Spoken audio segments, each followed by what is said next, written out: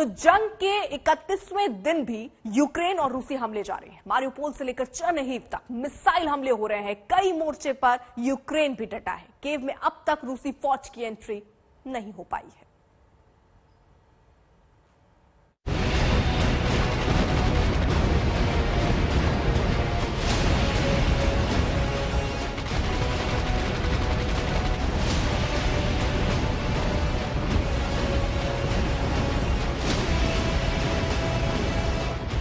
आखिर कब खत्म होगी ये जंग? आखिर और कितना तबाह होगा यूक्रेन? आखिर कब तक यूं ही बेघर होते रहेंगे लोग? कब खत्म होगा इन धमाकों का शोर? रूस यूक्रेन युद्ध को 31 दिन हो गए हैं, लेकिन तबाही खत्म होने का नाम नहीं ले रही। जंग रुकने के आसार नजर नहीं आ रहे। रोज नए हमलों की किश्त जारी होती है। रोज नई तस्वीरें दिल दहला जाती है। एक खूबसूरत देश खंडहर बनता जा रहा है। देखिए, मैं आपको दिखाना चाहता हूँ एक फैक्ट्री जो अभी बॉम्ब आउट हुई है। अभी भी धुआं निकल रहा है। यहाँ पे मैं घुमा रहा हूँ कैमरा। आप देखिए, ये देखिए पूरा जल रहा है। यहाँ पूरा धुंधु करके ये पूरा फैक्ट्री, ये इसके ऊपर मिसाइल से हमला हुआ है और धुआं अगर आप देख पा रहे हैं और जलन देख रहे हैं, पूरी बिल्डिंग डैमेज हो गई है। ये देखिए उधर पूरा एक मिसाइल में पूरा इतना बड़ा एरिया तबाह हो गया है। तो ये अभी एक नई बॉम्ब आउट वो है। मैं थोड़ा ऊपर चढ़ के दिखाने की कोशिश करता हूँ आपको। ये देखिए, ये फैक्ट्री थी। शायद इसमें अभी भी देखिए वहां आग लगी है कोने में, अगर आप देख पा रहे हैं तो। और ये कुछ इंडस्ट्रियल यूनिट है जहां शायद कुछ मिलिट्री से रिलेटेड चीज बन रही थी। काफी बड़ी फैक्ट्री है ये।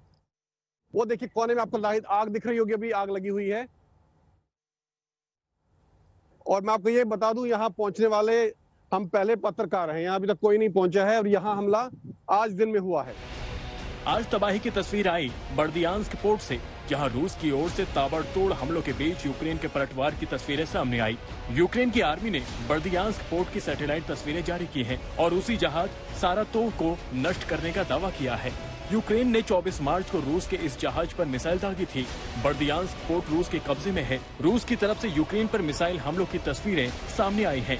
पोर्ट में आग लग गई। चारों ओर धुएं के सिवा कुछ नजर नहीं आ रहा।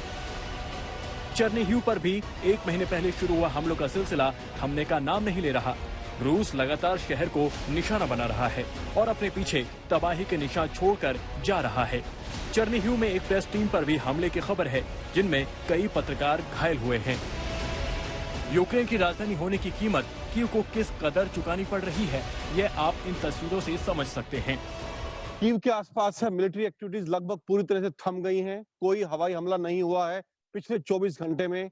जो पिछले 3-4 दिन से बड़ा तोपखाने का हमला और रॉकेट्स का हमला हो रहा था, वो भी थम गया है। तो यहाँ बिल्कुल शांति प्रतीत हो रही है। आसपास सारी मिलिट्री एक्टिविटीज थम गई हैं।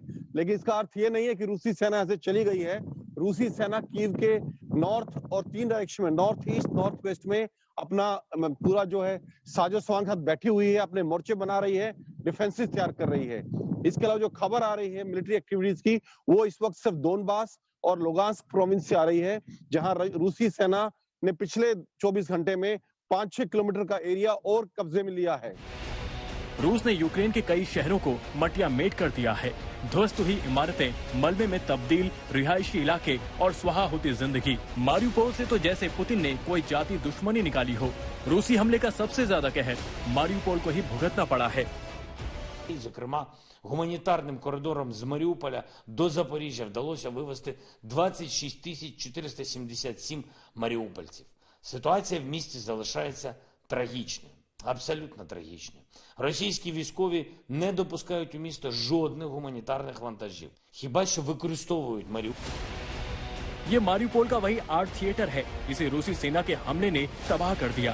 अब खबर ये आ रही है कि शेल्टर होम बने आर्ट थिएटर पर हुए हमले में करीब 300 लोगों को जान गंवानी पड़ गई।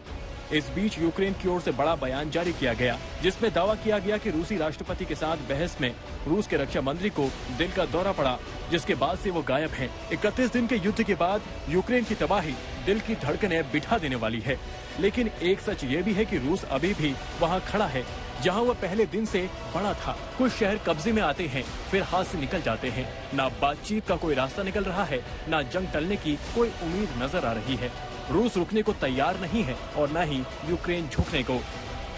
राजेश पवार, कीव, आज तक।